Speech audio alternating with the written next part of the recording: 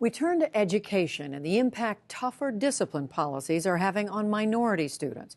It turns out young Black and Hispanic students are far more likely to receive tough school punishments, including suspensions, than white students. Jeffrey Brown has more on the story. Those were some of the findings in a report released today by the U.S. Department of Education's Office of Civil Rights.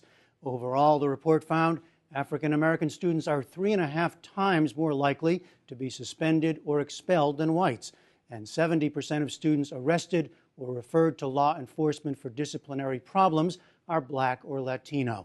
The report also looked at disparities in educational opportunities. Speaking today at Howard University in Washington, Education Secretary Arne Duncan said, for example, that schools with a high number of Black and Hispanics are less likely to offer calculus. Even in schools offering calculus, Hispanics make up 20% of those schools' student body, but just 10% of the students actually enrolled in calculus. That underrepresentation has to end. Overall, while Black and Hispanics make up 44% of the students in this survey, they make up only 26% of students in gifted and talented programs. Something's wrong with that picture as well. So we take a closer look at today's report now with Christopher Edley, Dean of the Bolt Hall School of Law at the University of California, Berkeley. He also serves as co-chair of the Equity and Excellence Commission created by the Department of Education. And Chester Finn, president of the Fordham Institute, which focuses on the reform of elementary and secondary education. He served as Assistant Secretary of Education in the Reagan administration. Well, Christopher Edley, I'll start with you and start with the issue of discipline and punishment. What jumps out at you? What's important here? Well, let me make 3 quick points. I mean, it is, from a civil rights perspective, I think civil rights lawyers would look at these huge disparities that Arne Duncan was just talking about. And where there's smoke, there's fire. They would say that this makes out a suspicious case that there may be some kind of discrimination going on. Certainly if we saw these kinds of disparities in an employment setting, people would jump on it. But the second thing I'd say is that, and more important than that, is that the expulsions, the suspensions, these huge disparities in discipline show that we're really not providing equal educational opportunity. You can't be providing opportunity if kids are kicked out of the school. And there are alternatives to those disciplinary measures. There are alternatives in terms of interventions in training teachers to do a better job of classroom management and interventions to figure out what's going wrong in that kid's life. But the third and most important thing I'd say, apart from a civil rights enforcement issue, is that these kinds of disparities in discipline are highly correlated with tremendous disparities in academic achievement and academic attainment. That if a school is not successful at figuring out why Jamal and Jose are acting out, the chances are pretty slim that they're figuring out why Maria is 2 years behind in reading. So fixing our schools, supporting our teachers, intervening with our kids in a way that we're searching for a strategy that works for each kid, that's the civil rights issue. All right, Chester Finn, does it rise to that level for you? What kind of implications do you see? Well, I'm glad they're collecting the data, which hasn't been happening for a while.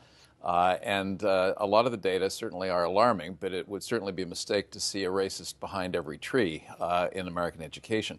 The schools are not doing a good job with poor and minority kids, and we've known that from many indicators, including those that Dean Edley's referred to. And certainly one symptom of school problems are these disparate discipline rates. But we have to also keep in mind that teachers and principals are trying to run an orderly school where kids who are serious about studying are not disrupted. And it would be a mistake to keep in class a kid who was a problem child as well. Well, let me stop you on that right there and Sure. stay with you, because one of the questions I assume this raises goes to the so-called zero tolerance policies in many schools, where an automatic suspension comes for a variety of misdeeds. Some of which don't deserve it, some of which do. If a youngster is found in school with a loaded gun, for example, I think that is an instant suspension or expulsion cause. On the other hand, a kid who talks back to a teacher wouldn't qualify or shouldn't qualify for a zero tolerance, should be given a good dressing down and told to behave better. So I think that as with zero tolerance laws in the larger society. This can be overdone in school.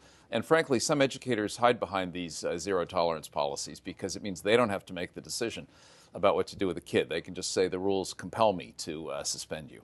So, Dean Edley, when you broaden it out to these other disparities, and you already started to do that, you get data like this. What does one do with it? What happens next, or should happen next? Just to be clear, and I, by the way, agree with everything that Checker just said, if schools are throwing kids out, suspending, expelling, this kind of discipline, then it's absolutely certain that you're driving those kids away from a commitment to academic achievement. And in that sense, this is just not good for society. We're focused on try to improve not just the equity, but the overall excellence of our schools, because we care about the opportunity for individual kids, but also because we know that America as a whole can't have the security, can't have the prosperity we want if we continue to run dropout factories as high schools and discard 30–40% of our human capital. So it's the smoking gun aspect of this that I think is most instructive for those of us who are concerned with school reform as a whole. Interestingly, as bad as zero tolerance policies are, and I think they are terrible, and I think they're a civil rights problem, in schools where there is a zero tolerance policy, the disparities between minorities and white kids shrink. So, in fact, it's the discretion that's used in the context of discipline or in the context of referring kids to special education where implicit bias may play a role, where the inability, the professional under-training, if you will, of teachers may come to the fore as a factor in creating the different treatment of kids. All right. So, Chester Finn, let me the same question. I mean, what does one do with this data at the local level or at a national level? Arnie Duncan was quoted today as this is really about self-analysis. He was suggesting administrators and teachers look in the mirror to see the good, bad, and ugly. And of course they should. And of course data are valuable for people running schools and school systems. Some of this, though, is not within the control of the schools.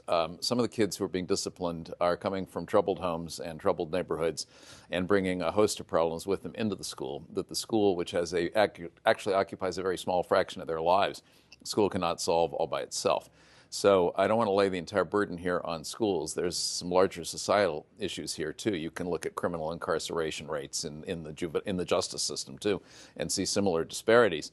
But some people do commit crimes, and just similarly, some kids don't behave well in school. And you're referring to disparities that go beyond the punishment question. Way beyond the punishment question. They also go to the academic achievement question, as Chris Edley was saying, to the teacher quality question, to whether you learned what you should have in 6th grade in order that you can be successful in 7th grade, because if you're not successful in 7th grade, you're more likely to act out. And if you act out, you're more likely to be thrown out, which is, of course, a vicious cycle that begins way back probably in 1st grade. All right. We will have to stop there. But Chester Finn, Christopher Edley, thanks so much.